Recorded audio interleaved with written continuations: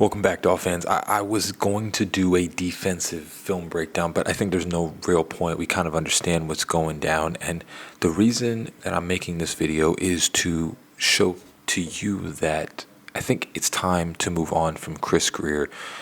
And Mike McDaniel's like borderline, I think so as well. And the reason behind that is because of their philosophy and what they've done for the Miami Dolphins. I don't think that we make the playoffs, and even if we do, I don't see much happening. And the reason behind that is because their philosophy was like a person that wins the lottery instead of a person that builds a good, proper business.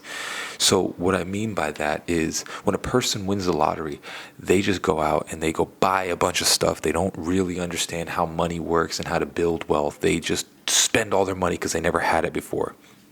And what I think happened with this franchise is very similar, where what we did, we put ourselves in a position to be good, to actually have maybe an opportunity to go out and make something, just like most of the teams have done, like the Detroit Lions and the Chiefs and all of these different teams.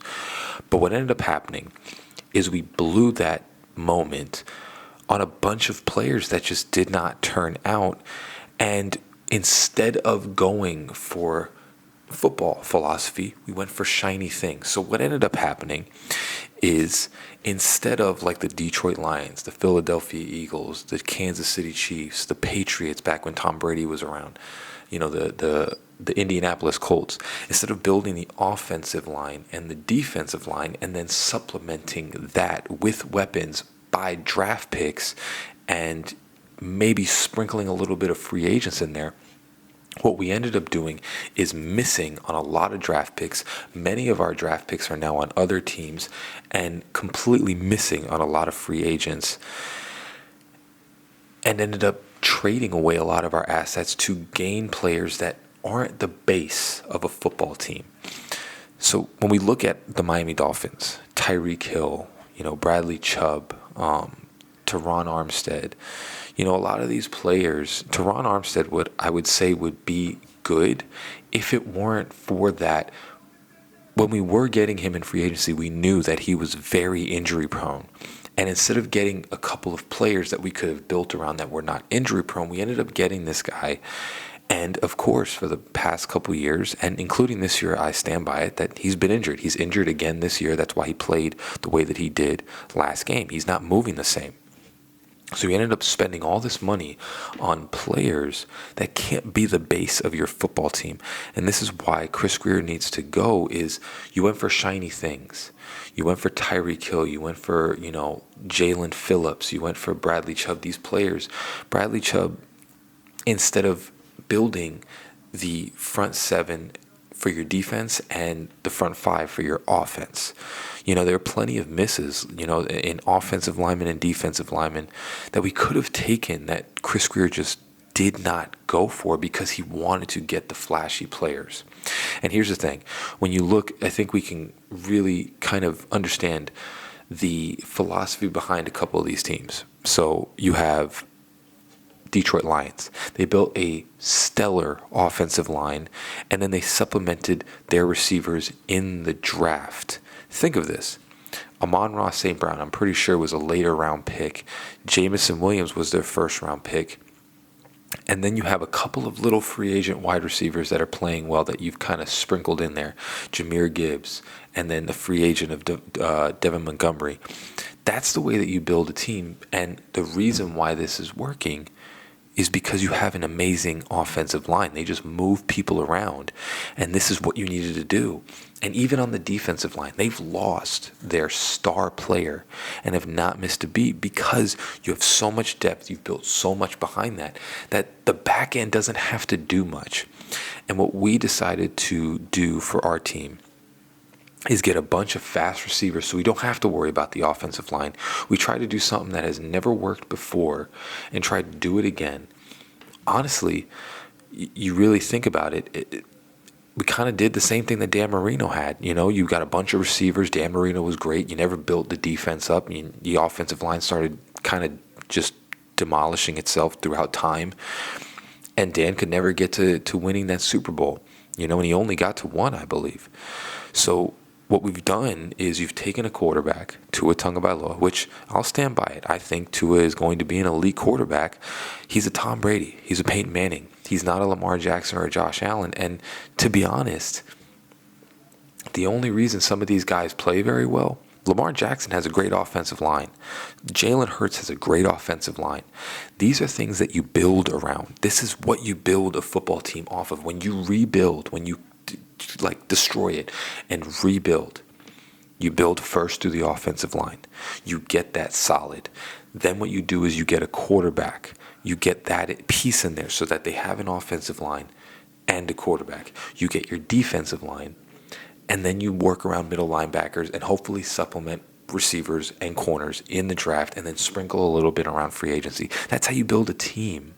And what the Dolphins tried to do is try to do it a completely separate way, where we get all these star players around the base of a team and hope that they can hold off the receivers long enough for the defensive line to get there, and hope that the receivers can get open fast enough so that the offensive line doesn't get exposed. And what ends up happening, it's the philosophy that you see every single time for the past whatever amount of years that Chris Grier has been in charge. We play decent against, whatever teams, and then we play the elite teams, the ones that have the defensive line and the offensive line. We get destroyed. Why is that? Because the basis of the team is the O-line and the D-line. So their defensive line destroys our offensive line, and their offensive line destroys our defensive line, which on the offensive side gives us no time to throw the ball, gives us no time to develop any plays. And then on the defensive line, it has the corners having to cover receivers for 5-6 seconds. And this is not a philosophy that you can win with. And this is what I'm seeing with the Miami Dolphins. Honestly, with the freaking Hurricanes, man.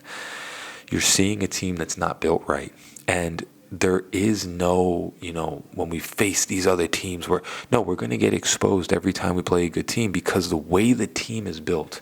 And Mike McDaniel, the reason why I'm iffy on him going is I don't know who designed this team. If it was Mike McDaniel, then he's a problem.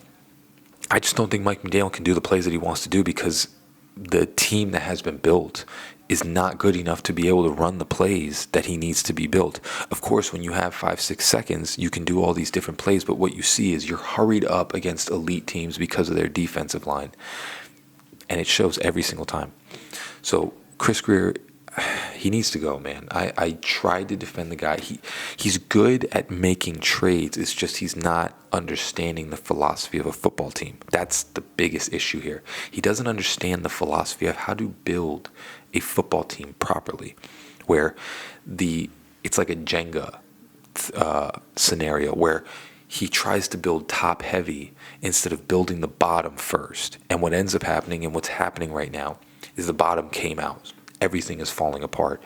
And like I said, I don't know how the rest of the year goes, but the way that this team is built, number one, Tua has to play perfect. Like, what I find crazy is that most other quarterbacks, when they do the certain plays that Tua does, if he messes up on a couple of certain plays, they don't care. But Tua, in order for the team to win, has to play almost borderline perfect, or else the team will just fold. So he misses maybe 6 throws. He can't miss more than 4 throws, or else the team is going to crumble, because we have not built this right. Whereas what you need to do is Tua is not he can move around the pocket, but he's not a mobile quarterback. He has very good mobility in the pocket. You build a damn offensive line around the guy so that he's like a Peyton Manning. He literally, it's so crazy to me that you have a quarterback that can diagnose a defense, that can move around the pocket, and that is super accurate. And what do? You give him the worst offensive line the entire time that he's been in the NFL. Like, there has not been one time I think he's had an offensive line that was above like 24 in the NFL, which is wild. If you just give this guy an offensive line, he will pick apart. He will be like the next Drew Brees, except he's faster than Drew Brees ever was. He will be the next Drew Brees. It's just, the problem is the damn Dolphins have decided to never give this guy any sort of offensive line that he could possibly work with. Last year was the closest that we came with Robert Hunt, Connor Williams. And unfortunately, Liam Eichenberg, the one that's destroying it this year, destroyed it last year where he tore Connor Williams' ACL. Robert Hunt is now gone. Austin Jackson was playing well with Robert Hunt. And unfortunately, Teron Armstead kept getting injured. But last year was the semblance of what the offensive line looked like. If you had an offensive line for Tua Tagovailoa. And then when it got destroyed, he still played okay. It's just he can't do anything when he has 1 second to throw the ball. You know how hard that is to throw the ball in 1 second to be completely accurate and do everything that Mike McDaniel is asking you to do? The problem is that we just refuse to build the offensive line because of how good that Tua is. He's good enough so that you don't think that you need to, but every time we play an elite team, it's going to get exposed. This is why Chris Grier needs to go. And probably even Mike McDaniel. You get someone that's going to build with a football philosophy. Tough, hard-nosed, offensive line, defensive line. Build a team like that. That's what we need to do. And that's why Chris Grier and probably Mike McDaniel need to go. As always, guys, fins up, baby. Love you all. Peace.